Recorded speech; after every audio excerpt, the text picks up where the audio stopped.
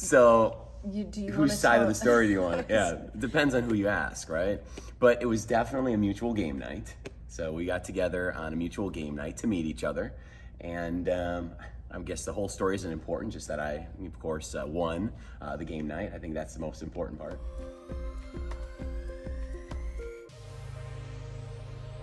What do you think? That's definitely his version of the story. Yeah. So we have a mutual friend in common, and she said I had to meet him. And was I she said, right? It's yet to be determined. But she did trick me into coming over to her family's game night, and since she was a family friend, it didn't seem that out of the ordinary. And when I came in, this guy's sitting there, lucky you, eating a big bowl of chili. Clearly is that trying what it was? to Yeah, I think you're right. I was. I remember that, and I'm like, that's the guy I have to meet. But we were. You came in with Roxy too, so I remember that. Roxy's my dog. I know. So I was eating chili. You brought in a dog. It's all good. I came in casual. I was just tricked to come to the game night, and there he was. And we're both very competitive people, so it's probably the worst case scenario that we could be in. So he says he won. I said I won. Ooh. He did win because he did end up getting my number, I guess. Yeah, so I did win. I guess you did win. It was a win. I told you I won. So I did lose. Yes. Just kidding. It was to retainer spelled backwards, but don't remember that at all. I do remember that. That is actually the one question my partner messed up on. So your partner did mess up on that, which I appreciate. That was awesome. Yes. U.S. World Class Taekwondo was established in Gresham, Oregon in 1988. In 2009, Master Sam and myself took on the location in Gresham, where we were located on Powell Boulevard. About 5 years ago, we moved to downtown Gresham. We felt that it was really part of the heart of Gresham and wanted to be a part of the community. So we moved to downtown Gresham, and it has been a great transition for us. We've really gotten to know a lot more of the community, and there's just so much activity and things to do in downtown Gresham that it's been a great move for us. The Gresham studio was the first location that we opened, and from there we saw so many people coming in from the Sandy area that we decided that Sandy would be the next market that we would open. Sandy is the first location we opened as a brand new location for U.S. World Class Taekwondo. And that one was open in 2010, and it's there right now right next door to Whippersnappers. And so that location's been great. We have students that have trained there the entire time. And one of our instructors from the Gresham location, he actually started with as a student of ours when he was 10 years old, who is the instructor that's there now. So they have a great family feel. We have opened 12 locations since we started in Gresham. Our model has been that if we have an instructor who wants to have ownership of a school, then we're going to provide them that pathway. So that's been a really fun and successful model that we've used throughout the years. And right now we're in partnerships with our Troutdale location as well as our Tualatin location. And so right now we're currently invested in those locations. And then we're actively always looking for new locations because we always have instructors that are excited about opening up their own facilities. Yeah, for me, I think it's a big it's important to me as instructors progress and as they learn that they're able to share what they've learned and the benefits of martial arts. They've seen it firsthand, and for them to be able to share their experience with other people is huge. You can share and spread that footprint of the good things that are being done in the community and in people's lives. So I think it's really neat that we're able to provide those opportunities to people. So I started Taekwondo a long time ago. When I was a kid, I was probably the first one to do Taekwondo. So I've been Taekwondo in it for a long time. I did Judo, Tong Sudo, a lot of different martial arts, but ultimately settled in with liking and enjoying Taekwondo because of my instructor. I was able to connect with my instructor, and he was there to help me out through hard times and throughout my younger days. So, and then Claire, what about you? Well, when I met Sam, it was not the first thing I know about him, which is typically the first thing anyone knows about him, is that he's the martial arts guy. But I did not know him as that. It came out slowly that he liked doing Taekwondo, but I didn't realize how much he loved it until we started talking about our future together. And he kept mentioning his future would be having a Taekwondo school. I didn't know if that was an actual job. I told him I think that's a hobby, but he wanted to make a go of it. And so I said, okay, you might as well get it out of your system, give it a try, and then, we can get you a real job. And lo and behold, here I am working alongside of him. So I certainly picked up Taekwondo through working with Master Sam. I started with a background in business, but as I came in, I knew I needed to actually learn about the sport myself, so that's when I joined. So it is possible to start Taekwondo later in life, as I did, and it definitely changed my perspective, and I can see how it's beneficial for kids that started as young as Sam did. It really helped him. I know he says his instructor was one of his main reasons for staying, and certainly it was, but he also got involved because he was one of those kids that needed focus and self-discipline, and his doctor recommended doing some martial arts, and he and his mom agree that it is something that genuinely got him through school. And I know when he was telling me about wanting to start a martial arts school, he said it was something that helped him through life, and that's what he wanted to do for others. And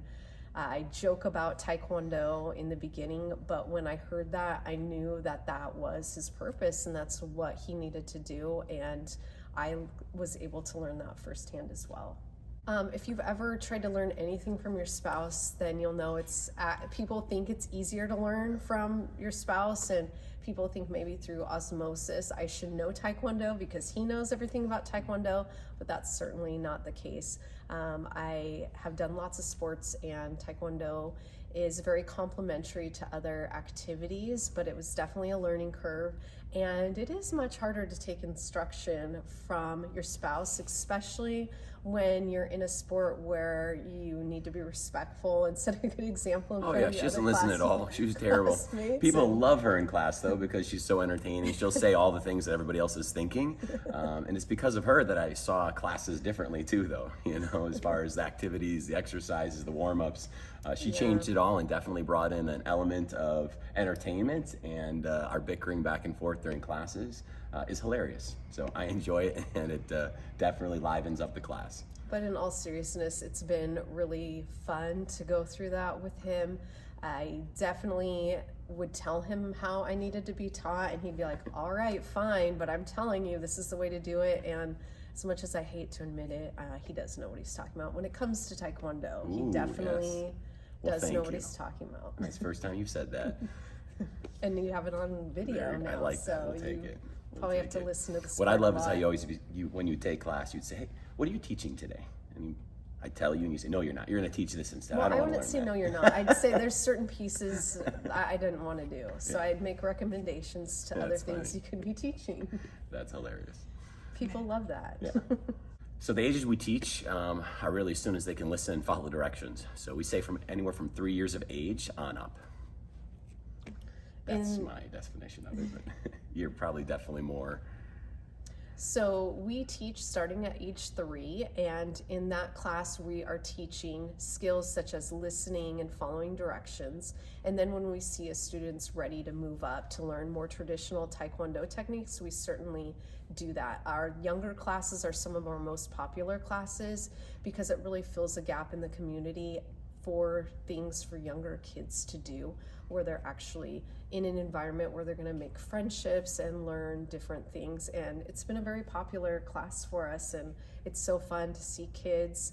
Now that we've been doing this for about 15 years, we've gotten to see kids from our youngest group go all the way to black belts. It's just amazing to watch those kids develop into those black belts. And become instructors too. So we've had kids start off in our ninja program that have now later become instructors with us, which is really cool and fun.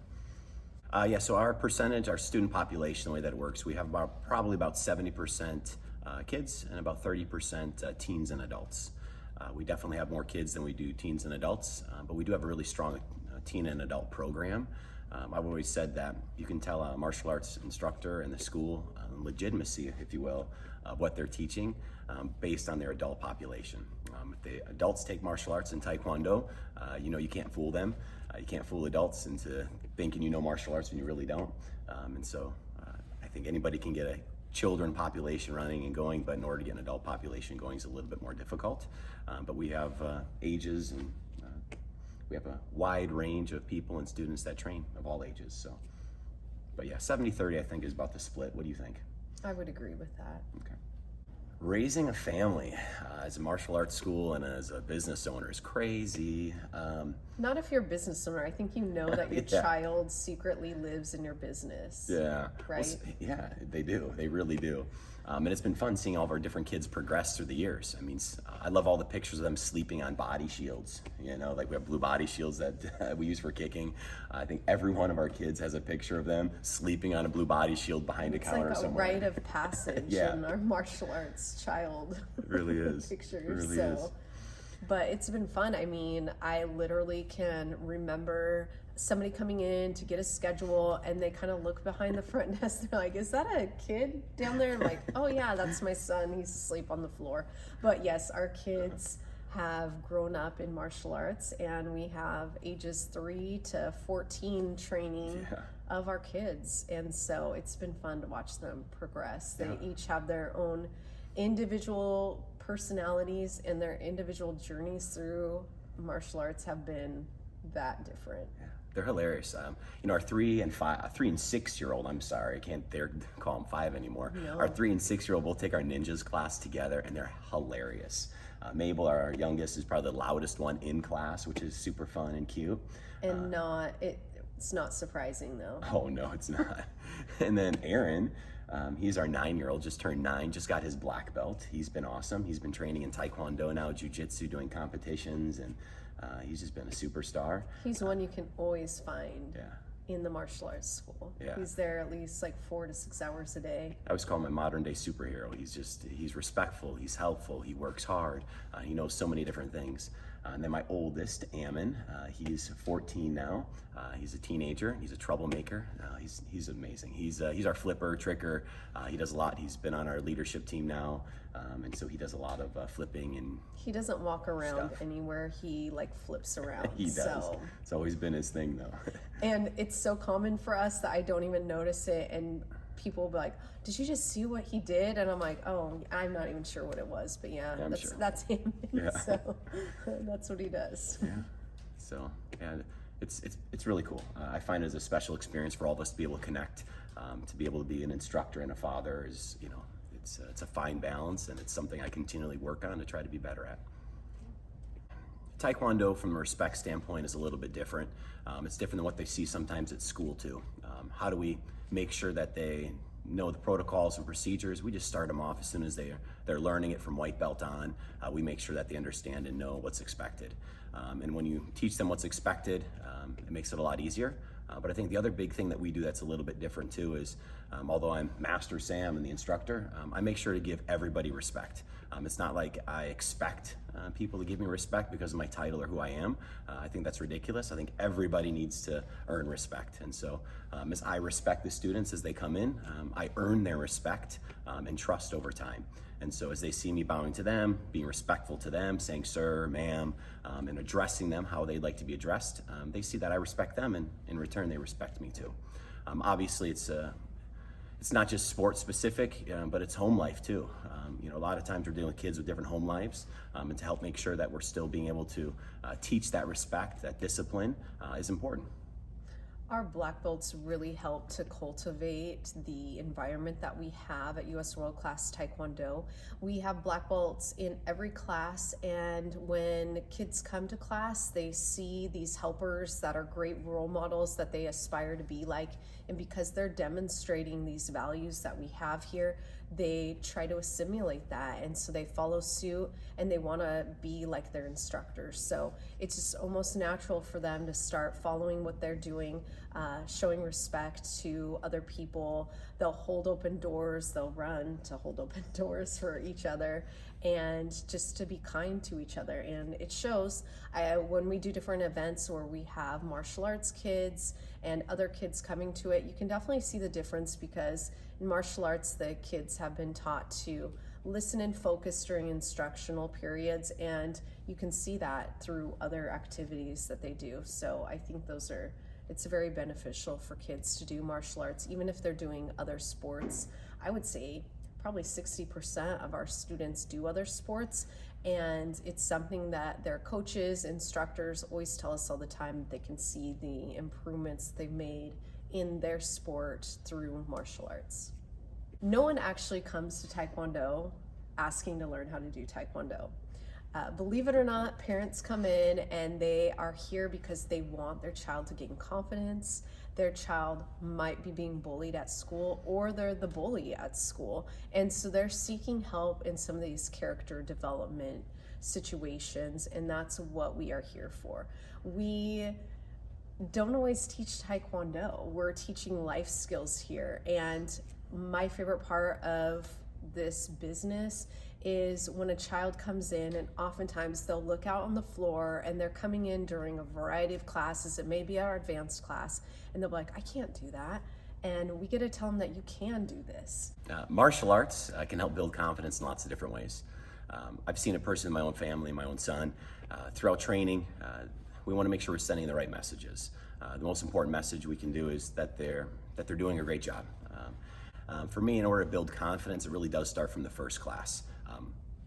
I try not to, I do my best not to be too overcorrective, so like overcorrecting on a technique or a move that somebody's doing, because internally that's telling them that they're not doing it right or they're not very good at it. And unfortunately, I had that experience with my oldest son. My oldest son was a phenomenal athlete, and so I was always critiquing him, always giving him things to improve on, and trying to tell him things he could do. And I thought that was going to help him, but in turn what it did is it actually killed his confidence instead of boosting his confidence. And it took a heart-to-heart conversation with him one day.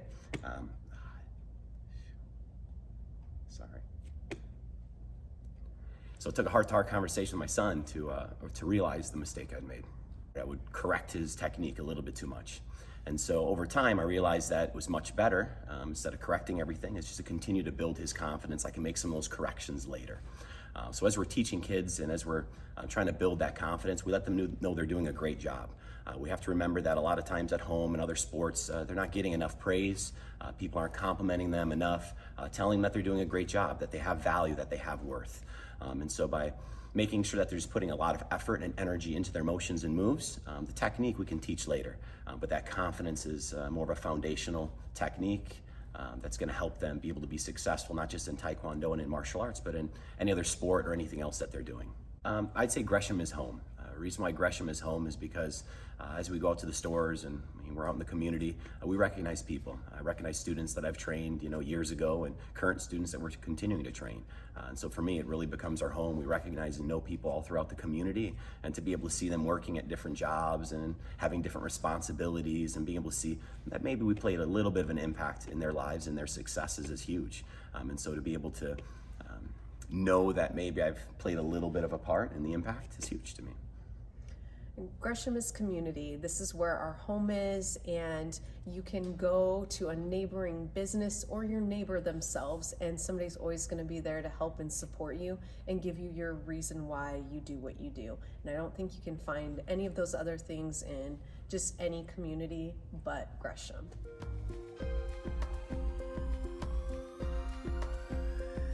We love Gresham, just like you. We're doing all the stuff that we can, and anytime there's an event or activity, we're trying to be there.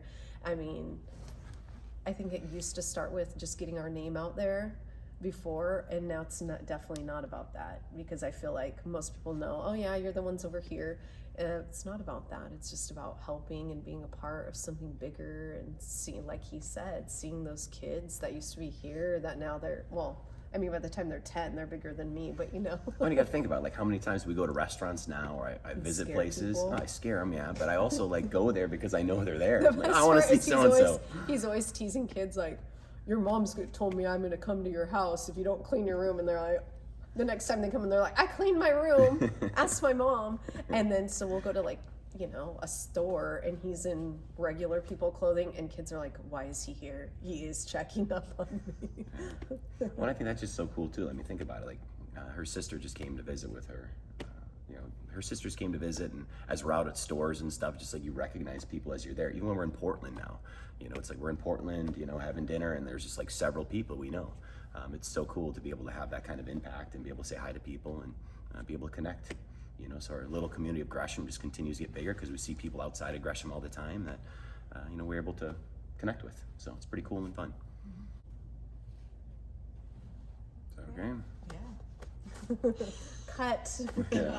You're so much better at that. No, there's so many things that, like, these are things that when I leave, I'm like, I could have said, I should have said. oh my gosh, I didn't even talk about that, or what have you. But it's like there's so much you want to say because, you know. It's hard, yeah. We do. Well, you know. And we show them the pathway to get there, and they do the thing that they thought they couldn't do. And wow, Sam. That's my son. That's You can answer. that's That's the fine. sun. You go ahead. Jeez. I was just talking about you. What's up? It was super weird. And then you're calling. We're in the middle of an interview right now. We're gonna be famous, and you're ruining it. We're gonna have millions of views. There might be fails, but they're reviews.